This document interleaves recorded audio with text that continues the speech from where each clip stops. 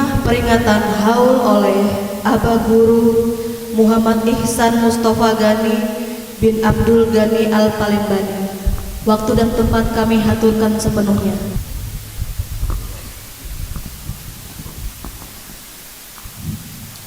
Bismillah.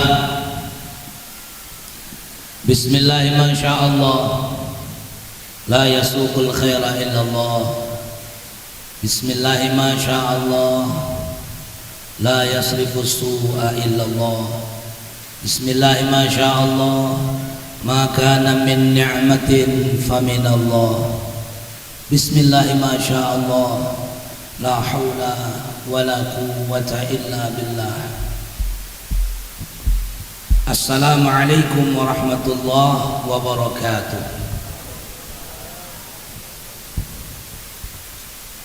Alhamdulillah. Assalatu wassalamu ala Rasulillah Sayyidina Muhammad ibn Abdullah wa ala alihi wa sahbihi wa man walah. Subhanaka la ilma lana illa ma 'allamtana innaka antal alimul hakim wa la hawla wa la quwwata illa billahil aliyyil azim. Rabbi shrah li sadri wa yassir li amri wahlul 'uqdatam min lisani yafqahu qawli. Amma ba'd.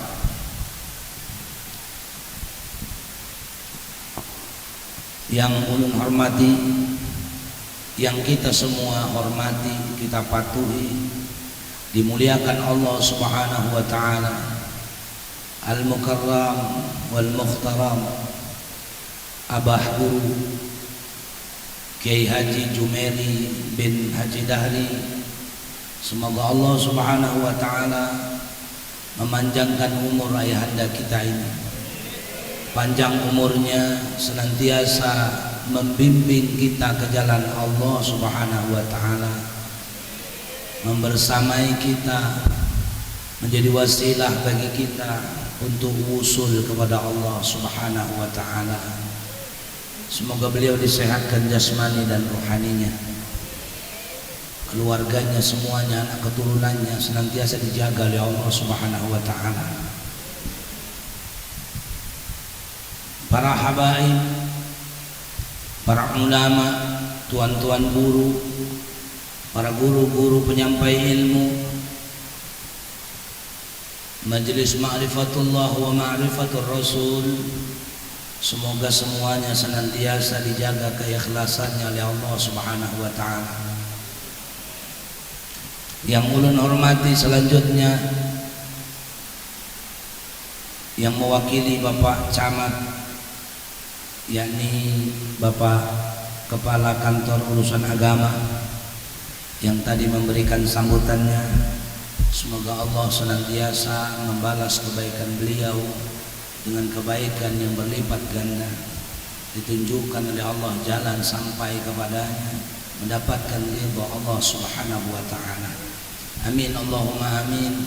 Seluruh ikhwan dan akhwat Ma'rifatullah wa Ma'rifatur Rasul yang duduk bersimpuh, berhimpun bersama pada malam hari ini, semoga kita semuanya senantiasa dicurahkan oleh Allah Subhanahu wa taala dengan wasilah para wali-wali Allah Subhanahu wa taala, wabil khusus sahibul haul Al-Syekh Muhammad Samman bin Muhammad Saleh rahimahullahu ta'ala. Di kesempatan ini juga ulun mengucapkan maaf yang sebesar-besarnya kepada jamaah yang sudah lama menunggu kehadiran kami agak telat, karena saya pikir acara ini dimulai jam 9:30, rupanya jam 8.15 sudah selesai. Kami berangkat dari Samarinda tadi ba'da sholat isya. Mohon maaf yang sebesar-besarnya, dan tidak lupa juga di kesempatan ini semoga senantiasa dimuliakan oleh Allah Subhanahu wa taala, dijaga oleh Allah Subhanahu wa taala zuriyah, anak keturunan daripada Syekh Muhammad Saman bin Muhammad Saleh Al-Banjari rahimahullah ta'ala yang hadir di tempat ini. Semoga Allah menjaganya, dan semoga semua murid-murid beliau ikut menjaga anak keturunan daripada zuriyah penyampai ataupun pengamanah ilmu yang telah menghantarkan kita semuanya dari zulumat ila nur, dari kegelapan kepada cahaya pengenalan, mengenal Allah Subhanahu wa ta'ala. Kesempatan pada malam hari ini bukan hanya kita memperingati haulnya seorang wali Allah, tapi juga kita sedang memperingati haulnya pejuang bangsa. Karena Sidin ini, sahibul haul ini salah satu daripada pejuang yang pernah membela bangsa Indonesia untuk mempertahankan kemerdekaannya. Di tahun 47 saya membaca kisah beliau. Beliau pernah menjadi bagian anggota daripada Tentara Nasional Indonesia, dan beliau ikut mempertahankan kemerdekaan Indonesia. Alhamdulillah, beliau bukan hanya seorang wali, beliau juga seorang pejuang. Yang berjasa kepada beliau bukan hanya murid-murid, tapi bangsa ini. Bangsa ini juga berhutang budi kepada beliau. Karena takdir Allah, beliau masih hidup. Beliau tidak kena tembak sebagaimana pejuang-pejuang yang lain gugur di medan perang. Kenapa? Karena Allah mentakdirkan ratusan ribu, bahkan mungkin jutaan manusia menjadikan beliau sebagai wasilah untuk usul kepada Allah Subhanahu wa ta'ala. Termasuk kita yang duduk bersimpuh di tempat ini semuanya, semoga mendapatkan rahmat Allah dengan wasilah kita memperingati haulnya seorang wali Allah. Orang yang mendapatkan madat daripada wali itu syaratnya sebutin aja. Syaratnya orang itu percaya kalau nang diperingati haul ini memang benar-benar wali. Kalau kada percaya, kada mendapat rahmatnya. Insya Allah kita semua percaya dan yakin bahwa Syekh Muhammad Saman bin Muhammad Saleh bin Mattasin bin Muhammad Ali binti Safiyah binti Muhammad Arsyad bin Abdullah Kalampayan Al-Banjari. Jadi Sidin ini keturunan ke-6 daripada Datuk Kalampayan. Luar biasa, kita ulun khususnya diberikan kesempatan untuk berbicara pada malam hari ini. Semua pembicaraan ulun bukan untuk jamaah, tapi untuk ulun seorang. Karena ini adalah kesempatan Allah Subhanahu wa ta'ala berikan kepada ulun. Semoga dengan wasilah semuanya ini ulun dan keluarga mendapatkan rahmat daripada Allah Subhanahu wa ta'ala. Bujur kata tadi bin ini. Bujur lah guru, bujur lah. Kalau guru sekumpul itu keturunan ke-9, Muhammad Zaini bin Abdul Ghani bin Abdul Manap bin Muhammad Saman bin Muhammad Sa'ad bin Abdullah bin Mufti Muhammad Khalid bin Khalifah Hasanuddin bin Muhammad Arsyad bin Abdullah Kalampayan Al-Banjari. Sidin murni keturunan lelaki. Kalau guru kita yang mulia ini keturunan dari anak perempuan daripada Datuk Kalampayan yang bernama Safiyah, dan Safiyah itu adalah anak daripada istri Datuk Kelampayan yang nomor 6, namanya Putri Aminah. Namanya sama dengan nama ibunya Datuk Kelampayan. Datuk Kelampayan itu ibunya namanya Aminah juga. Abahnya namanya Abdullah, mamanya namanya Aminah. Sidin Baisi bini namanya Putri Aminah. Putri Aminah inilah nang baisi anak yang ngarannya Safiyah. Jadi istri Datuk Kelampayan ini banyak sekalinya. Ini bujur-bujur mengikuti sunnah Rasul ini. Istri 11. Ada yang istri 11 Pak? Neruskan doa guru Sarani tadi, mudah-mudahan yang belum dapat bini dapat bini. Ya, wasilah daripada acara malam ini. Nang sudah berbini mudah-mudahan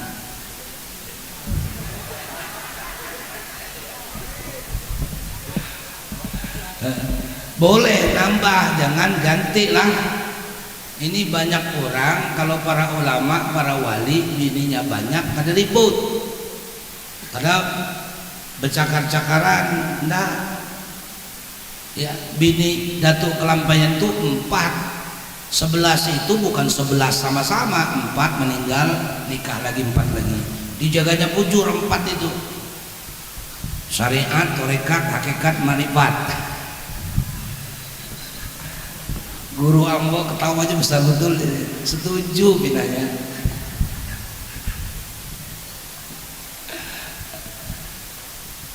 Sama seperti Syekh Abdul Qadir bin Musa Al-Jailani Al-Baghdadi qaddasallahu sirruh, beliau juga sama seperti itu.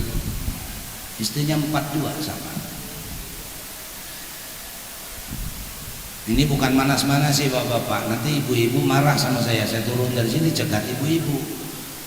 Karena sekarang nih bah, banyak ibu-ibu ini sifatnya seperti Allah Ta'ala, tidak mau disekutukan. Jadi bukan la syarikalah Allah Ta'ala, tapi bini juga kadang mau disekutukan. Bini ulun 4 ini, ada bini ulun 4. Mana ada katanya ada seorang istri, suaminya nanya, Bu, bolehkah kalau abah nikah lagi? Boleh aja, boleh, tapi menggunakan kaidah bahasa Inggris lah. Jadi kan kalau bahasa Inggris itu umpamanya menyebutkan sesuatu itu satu, disebut umpamanya mobil, car, satu. Tapi kalau dia 2 atau lebih pakai S, ya kan? Cars. Nah, bujur. Pokoknya kalau lebih dari 1 jadi bininya tambah S bah ajarnya. Jadi kalau abah itu berbini, ujar Nabi, kalau mampu, ya ma'syarul syabab, pakai dalil juga bininya nih. Ya ma'syarul syabab, man istata'a minkumul ba'ah falyatazawwaj. Kalau kamu mampu, maka menikahlah. Ujar bininya. Itu kalau 1 bah, kalau 2 tambah S. Ujarnya bukan mampu, mampus.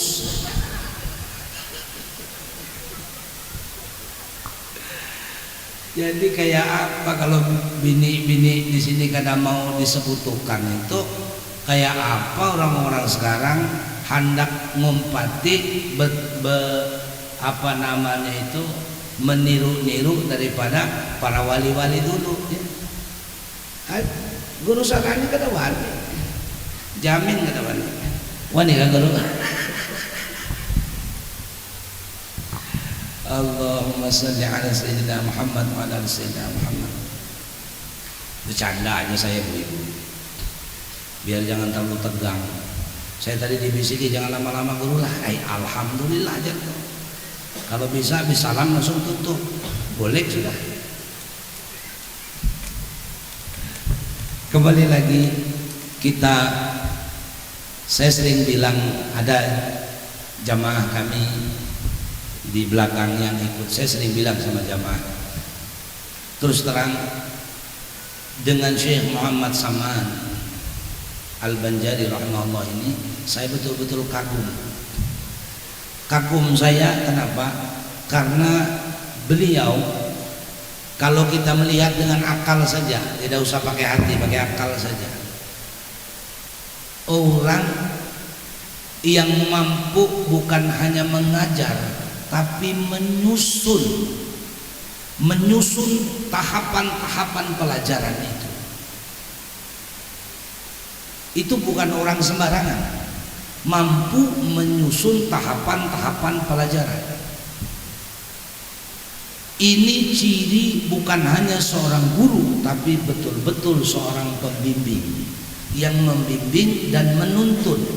Kalau kita menuntun seseorang yang buta, tentu kita harus menuntunnya dengan pelan, ya kan? Terutama yang kita tuntun dia itu di tangga umpamanya, tentu pelan-pelan.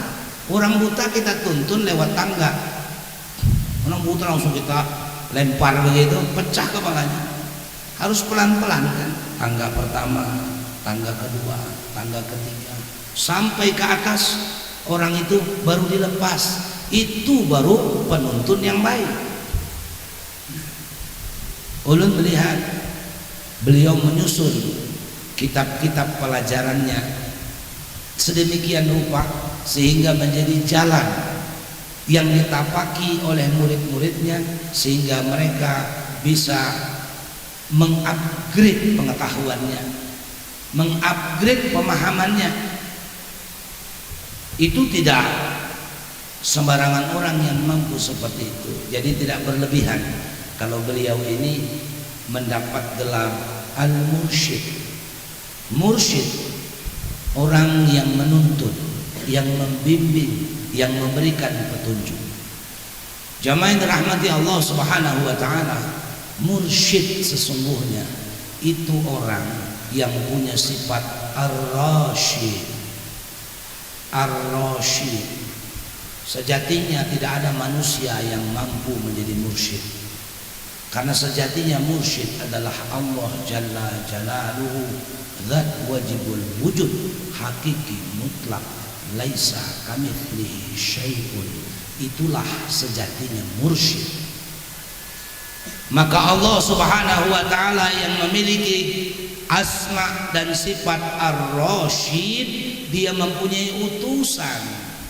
Utusan inilah yang dia mengajarkan kepada semua umatnya untuk mengenal Allah Subhanahu wa taala. Dialah sayyiduna wa nabiyuna Muhammad sallallahu alaihi wa alihi wa sahbihi wasallam. Inilah sejatinya mursyid kita semuanya. Tapi kita kadakawah berjumpa berdapat lawan sang mursyid itu, karena zaman sudah berbeda. Zaman sudah berbeda. 14 abad yang lalu Nabi sudah wafat, tapi Nabi meninggalkan para pewaris-pewarisnya. Al-ulama warathatul anbiya. Para ulama adalah pewarisnya para nabi yang diteruskan oleh para sahabatnya, tabi'in, tabi'ut tabi'in, para ulama-ulama khalaf dan seterusnya, para aulia-aulia Allah Subhanahu wa taala dan seterusnya.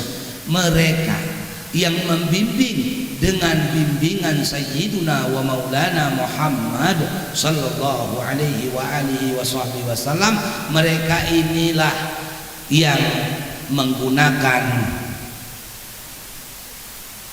kedudukan atau menjalankan fungsi daripada seorang mursyid kita Sayyiduna wa Maulana Muhammad sallallahu alaihi wasallam.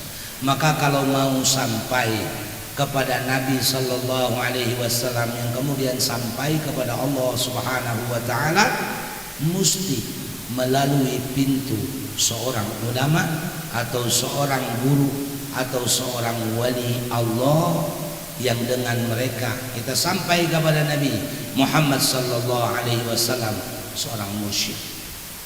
Dalam Al-Qur'an Allah berfirman, "May yahdillah fala mudhillalah Siapa yang Allah berikan petunjuk, fala mudhillalah, tidak ada yang bisa menyesatkan. Wa may yudlil, siapa yang disesatkan Allah, falan tajidalahu waliyan mursyida, maka dia tidak akan pernah mendapatkan seorang mursyid yang membimbingnya jalan sampai kepada ridha Allah Subhanahu wa taala. Maka kita hanya bisa berharap dan berdoa kepada Allah Subhanahu wa taala agar kita diridhoi oleh Allah Subhanahu wa taala, dipilih oleh Allah Subhanahu wa taala, sehingga kita mendapatkan hidayah daripada Allah Subhanahu wa taala untuk wusul kepadanya, untuk sampai kepadanya.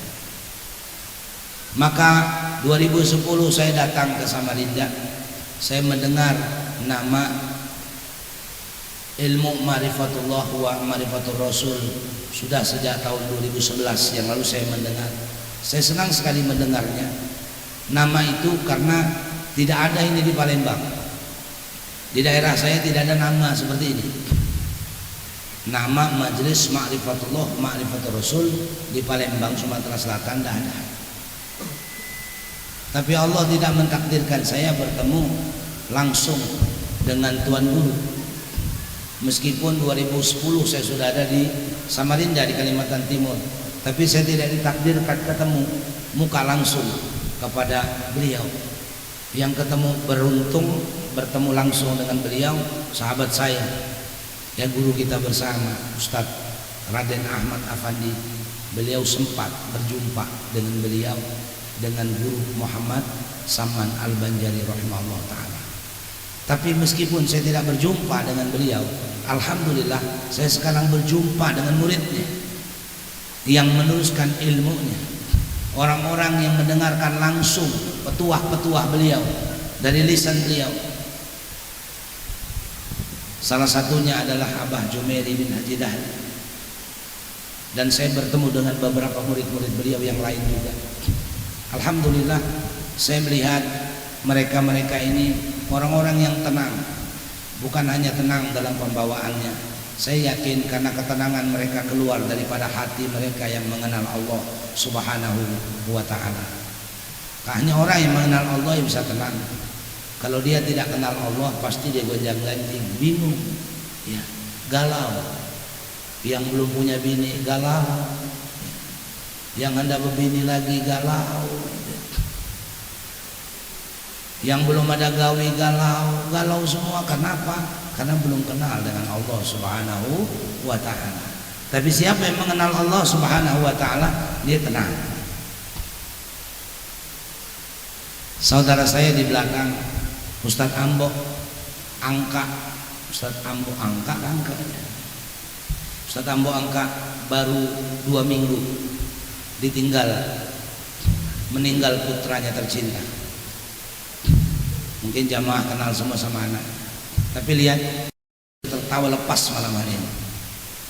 Dia bisa tertawa gembira pada malam hari ini karena beliau tahu seluruh langit dan bumi ini adalah milik daripada kekuasaan Allah Subhanahu wa ta'ala. A'lamu anna Allah ala kulli syai'in qadir wa anna Allah qad ahata bi kulli syai'in ilma wa ahsa kulli syai'in adada. Saya ingat berapa tahun yang lalu saya duduk di sini, itu masih hutan. Panggung ini sudah ada, tapi di sana masih pohon-pohon. Sekarang sudah berdiri rumah, sudah seperti ini. Sebetulnya sudah ada dulu, tapi wujudnya belum ada. Ini baru kelihatan. Sudah ada sejak dulu, bahkan dari sebelum diciptakan langit dan bumi. Memang qada, takdir Allah Subhanahu wa ta'ala sudah ditetapkan, pena sudah diangkat, tinta sudah mengering. Jamaah dirahmati Allah, kalau ada di antara kita tidak suka dengan sesuatu yang terjadi hari ini, apapun itu, berarti kita tidak suka dengan yang menetapkannya. Kalau kita tidak suka dengan satu yang jelek yang terjadi pada kita sekarang ini, bukan dengan apa yang terjadi itu kita tidak suka, tapi kepada yang menentukannya, yakni Allah Subhanahu wa ta'ala. Ini yang sering kita khilaf, ini yang sering kita terhijab, ini yang sering kita tertutup. Padahal semua yang kita pandang itu tidak selalu seperti itu yang sebenarnya. Umpama kita melihat sesuatu yang cantik, yang bagus, yang indah, belum tentu sebetulnya itu indah. Kalaupun dia indah, belum tentu itu baik buat kita. Sesuatu yang jelek, yang buruk, itu belum tentu itu jelek. Kalaupun memang buruk, belum tentu mudarat buat kita. Karena kita tahu Allah Jalla Jalaluhu yang menggenggam segala sesuatu. Hadirin yang dirahmati Allah Subhanahu wa taala,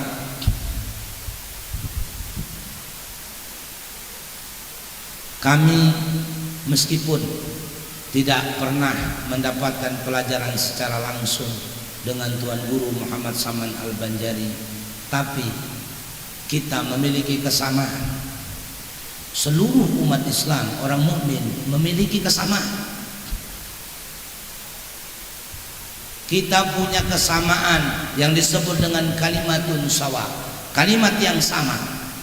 Kalau umat Islam melihat kepada kesamaan itu, fa insyaallah tidak akan ada gontok-gontokan, ribut-ributan, cakar-cakaran. Saya juga mendengar Tuan Guru yang mulia Muhammad Saman Al-Banjari dipadahi sesat, dipadahi salah, sampai sekarang ini masih mendengar juga.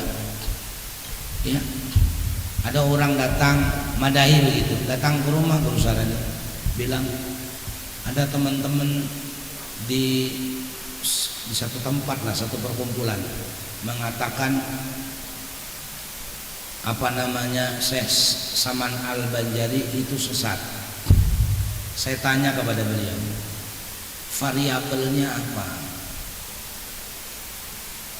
Itu teman saya yang bilang, enggak, sampean tanya dengan teman sampean itu, variabel menyesatkan orang itu apa?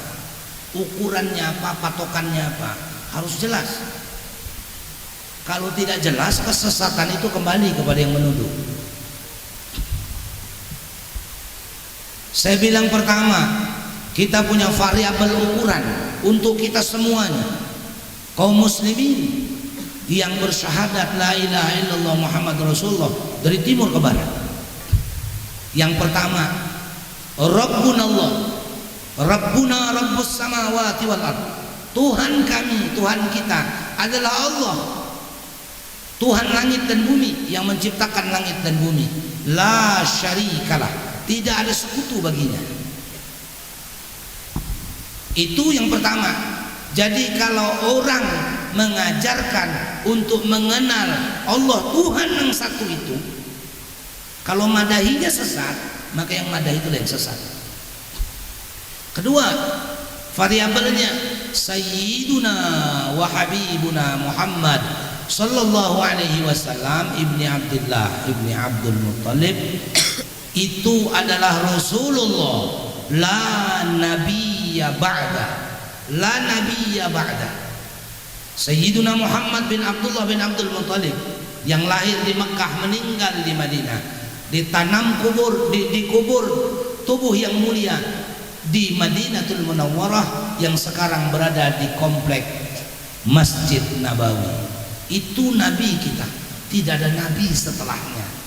Kalau orang mengajarkan itu, meskipun menyebut huruf ro-nya nggak betul, meskipun menyebut huruf ha-nya tidak betul, meskipun menyebut huruf qaf-nya tidak betul, dia mengajarkan untuk mencintai Sayyiduna wa Habibuna Muhammad sallallahu alaihi wasallam, maka yang madahinya sesat, yang madahi sidin itu sesat, itulah yang sesat. Yang ketiga, kitab kita Al-Quranul Karim. Kitab kita Al-Quranul Karim 30 juz, 114 surat, 6.666 ayat, 6.000 lebih ayatnya. Yang madahi 6.237. Yang diturunkan selama 22 tahun 2 bulan 22 hari atau 23 tahun lamanya kepada Sayyiduna wa Habibuna Muhammad sallallahu alaihi wasallam. Al-Quran yang pembukaannya suratul Fatihah, penutupan suratul Nas, itu yang mengajarkan merujuk kepada Al-Quran itu dipadahi sesat, maka yang madahi itulah sesat. Yang ketiga, kiblat kita, acuan kita, patokan kita, tanah suci kita adalah Makkah wal Madinah, Makkatul Mukarramah, Madinatul Munawwarah. Mekah tempat lahirnya Nabi, dan di situ ada patokan kita seluruh manusia di muka bumi, namanya Ka'batullah. Itu tanah suci kita. Kada berpindah tanah suci ke India, ke Spanyol, ke Inggris, kemana-mana, tanah suci di situ. Kalau dia berangkat menunaikan haji ke situ, ya, apalagi beliau ini Haji Muhammad Samad, berarti beliau melaksanakan rukun haji.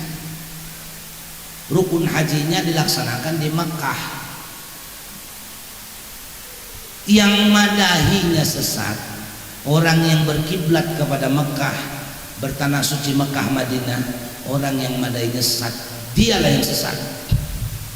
Yang kelima, yang terakhir, ini variabelnya, patokannya, biar jangan sampai murid daripada Syekh Muhammad Seman gampang-gampang menyesatkan orang. Yang kelima,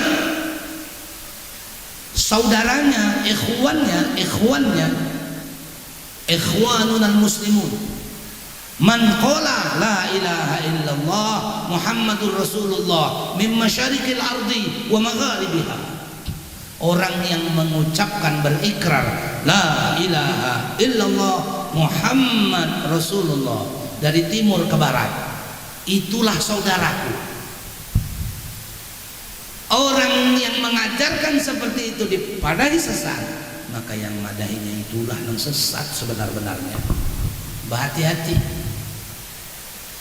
Kalau cuman beda zikir, yang satu hu, yang satu ha, yang satu hai, yang satu hui, beda itu saja, la ba'sa, tidak masalah. Yang pentingnya usul kepada Allah.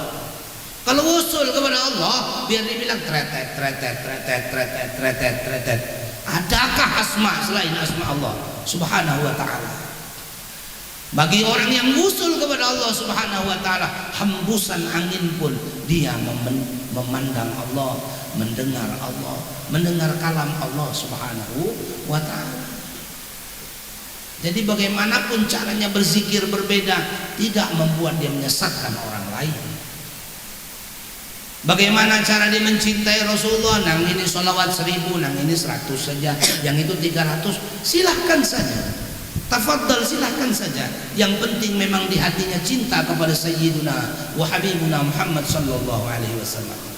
Karena itu disebutkan Allah Subhanahu wa taala dalam Al-Qur'an, qul in kuntum tuhibbunallaha fattabi'uni yuhibbukumullah wa yaghfir lakum dzunubakum. Katakanlah Muhammad. Kalau disuruh mengatakan ini berarti mengatakan kepada umatnya. Kalau disampaikan ini berarti untuk kita. Kalau kamu tuhibbunallah, ingin dicintai Allah, fattabi'uni, ikut aku, ikut Rasulullah. Fattabi'uni, maka siapa yang ikut kepada Muhammad, yuhibbukumullah wa yaghfir lakum dzunubakum, maka akan dicintai Allah Subhanahu wa taala. Siapa yang dicintai Allah Subhanahu wa taala, wa yaghfir lakum dzunubakum. Jamaah yang dirahmati Allah Subhanahu wa taala, ini yang paling penting buat kita ini. Wa yaghfir lakum dzunubakum, ini yang paling penting buat kita. Karena kita ini pendosa. Ada di sini yang tidak berdosa? Kalau tidak berdosa berarti bukan manusia ngarannya. Kalau manusia pasti berdosa. Ya, berarti pengampunan Allah itu yang kita butuhkan. Syarat mendapatkan pengampunan Allah, ikut kepada Rasulullah sallallahu alaihi wasallam, dan jalan ikut kepada Rasulullah, ikut kepada syekhnya, ikut kepada gurunya, duduk di dekat gurunya, bersama dengan gurunya. Maka bimbingan guru itulah yang membuat dia senantiasa berada di bawah bendera Sayyiduna wa Habibuna Muhammad sallallahu alaihi wa alihi wasallam.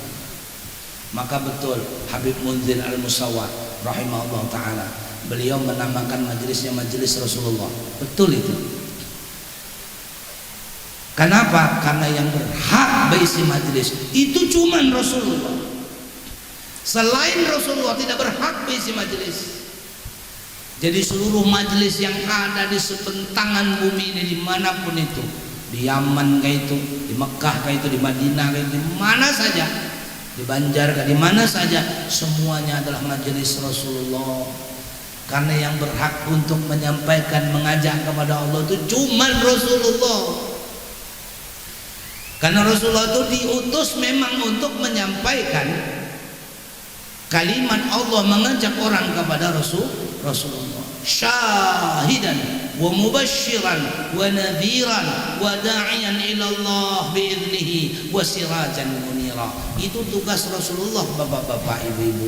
Bukan tugas ulama, bukan tugas kiai. Itu tugas Rasulullah.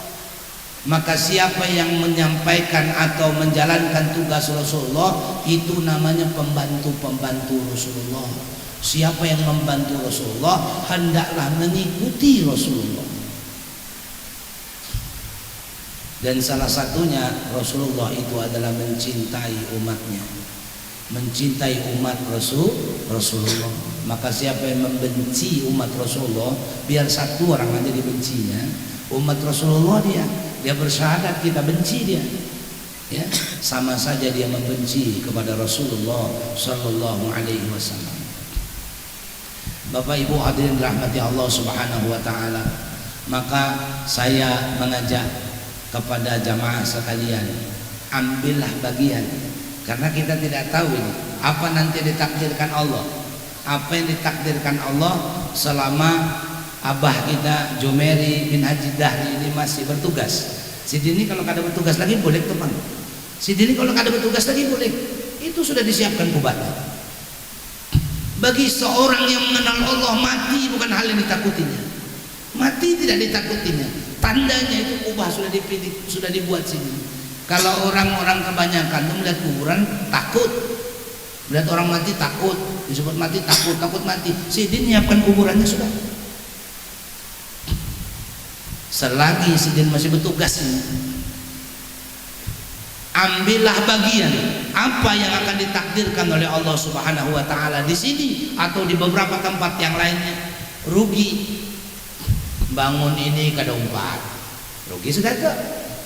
Bangun tempat ini kada umpat, bangun wadah tempat istirahat Sidin kada umpat juga, rugi sudah. Bangun kubah yang kecil kada umpat juga, rugi sudah itu, rugi sudah itu. Karena itu semua ditakdirkan Allah. Dengan apa Allah mewujudkan takdirnya? Dengan tangannya.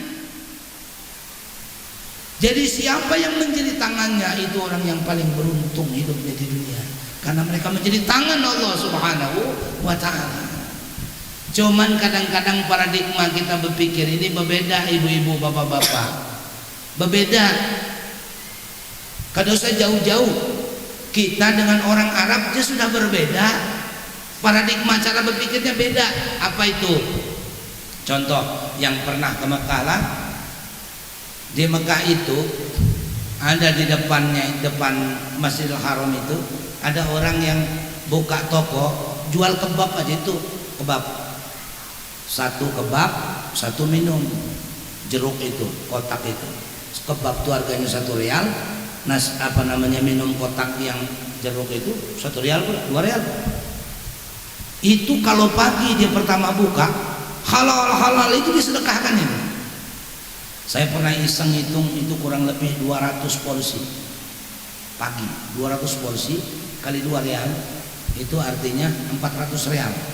Kalau 400 rial 2.500 rial itu 1 juta. Ini kalau 400 rial itu 1,5 juta kurang lebih. 1,5 juta dia sedekah di pagi hari.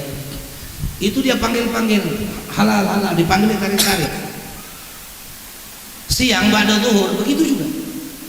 Halal ditarik. Ba'da maghrib begitu juga halal tarik. Orang yang dekat itu ditarik. Sama dengan bulan Ramadan. Jadi mereka nyiapkan makanan berbuka, itu bukan hanya mengeluarkan duit beli kurma, roti dan seterusnya, itu bukan hanya mengeluarkan uang untuk itu, tapi dia nyewa sales, dibayarnya sales untuk membujuk orang biar duduk di situ. Haji, masya Allah haji, ijlis sunat, duduk di sini wahai haji. Dipaksanya, ini makanannya enak, dipaksa dibujuk-bujuk. Jadi orang yang mau buka puasa itu milih-milih mau duduk di mana dia. Itu orang betul-betul memohon-mohon agar duduk di tempat dia. Kenapa? Karena paradigmanya dia tidak pernah memberi, tapi sesungguhnya dialah yang menerima. Memberi itu adalah menerima sejatinya. Menolong itu sejatinya adalah mendapatkan sesuatu. Kalau kita kan terbalik, malah kadang musuh. Karena yang butuh memberi itu menurut dia orang yang menerima itu. Makanya ketika orang menerima dia merasa bangga. Kalau bukan aku, susah tuh ikan tuh. Kalau bukan aku, ikan tuh susah. Miskin ikan tuh, menderita ikan kalau bukan aku. Karena dia yang merasa menolong dan orang itu menerima. Tanpa pemberiannya orang itu menderita. Nah, paradigma seperti inilah yang mesti dihapus oleh orang-orang yang sudah berjalan menuntut ilmu mengenal Allah Subhanahu wa taala. Karena pada hakikatnya dia berbuat itu adalah untuk dirinya sendiri. In ahsantum li anfusikum wa in asatum falaha. Buat baik-baik untuk dia, buat jahat-jahat juga untuk dia. Hadirin yang dirahmati Allah Subhanahu wa taala, itu terakhir ingin saya sampaikan bahwa rugilah kita kalau kita tidak mengambil bagian. Seperti betapa ruginya orang-orang yang dulu pernah masa hidupnya Syekh Muhammad Saman Al-Banjari dan tidak sempat bertemu dengan beliau. Sekarang ada penerusnya yang duduk di sini dan masih ada umurnya, tidak juga kita mau membantu beliau. Rugilah kita. Kitalah yang mendapatkan kerugian, bukan beliau. Karena beliau kalau bukan kita, orang lain. Allah berfirman di dalam Al-Quran, Ya ayyuhalladzina amanu may yartadda minkum an dinih fasawfa ya'tillahu biqaumin yuhibbuhum wa yuhibbuna adillatin 'alal mu'minin wa a'izzatin 'alal kafirin yujahiduna fi sabilillah wa la yakhafuna lawmata la'im dzalika fadlullahi yu'tihi man yasha wallahu wasi'un 'alim. Allah berfirman, wahai orang-orang yang beriman, kalau di antara kamu ada riddah, berbalik ke belakang, meninggalkan agama Allah, fasaufa, satu saat Allah akan mendatangkan, ya'tillahu biqaumin, Allah akan mendatangkan satu kaum, yuhibbuhum wa yuhibbuna, mereka mencintai Allah dan Allah mencintai mereka. Jadi ketika kita tidak mau peduli, ya, bukan abah yang rugi, karena akan datang orang lain yang mereka kualitasnya tidak seperti kita, jauh lebih baik daripada kita. Karena ketika Allah mau mentakdirkan, dia menggunakan tangan siapa yang dia kehendaki. Dia bilang, karena kemanapun kita menghadap, di situ wajah Allah. Dia kata, dimanapun menghadap, di situ wajah Allah. Sampaikah ke sesuatu, tetap kita pandang wajah Allah. Kanan kiri depan belakang atas bawah itu wajah Allah. Maka seperti Abah Guru Jumeri ini, wajah Allah tuh panang datang. Ya, hadirin rahmati Allah Subhanahu wa taala. Mudah-mudahan dengan peringatan haul ini kita semuanya diampuni oleh Allah Subhanahu wa taala dosa-dosa kita yang banyak ini, yang setiap hari kita ukir ini. Mudah-mudahan dengan wasilah guru kita, dengan wasilah para wali-wali Allah Subhanahu wa taala, dengan syafaatnya Rasulullah sallallahu alaihi wasallam, Allah Subhanahu wa taala mengampuni dosa kita, terutama di awal tahun 1444 Hijriah ini. Mudah-mudahan di tahun ini sampai ke depan Allah ubah hati kita yang senang maksiat menjadi senang taat, yang tidak senang ke majelis jadi senang ke majelis, yang tidak senang sholawat jadi senang sholawat, yang tidak senang zikir tidak betah zikir jadi betah zikir, yang tadinya pelit, yang bakhil, mudah-mudahan menjadi dermawan. Semoga Allah Subhanahu wa taala melindungi kita dan menjadikan kita husnul khotimah. Amin ya rabbana ya rabbal alamin. Demikian yang bisa ulun sampaikan, mohon maaf atas segala kesalahan. Hadanallahu wa iyyakum wa nafa minkum. Tsumma assalamu alaikum warahmatullahi wabarakatuh.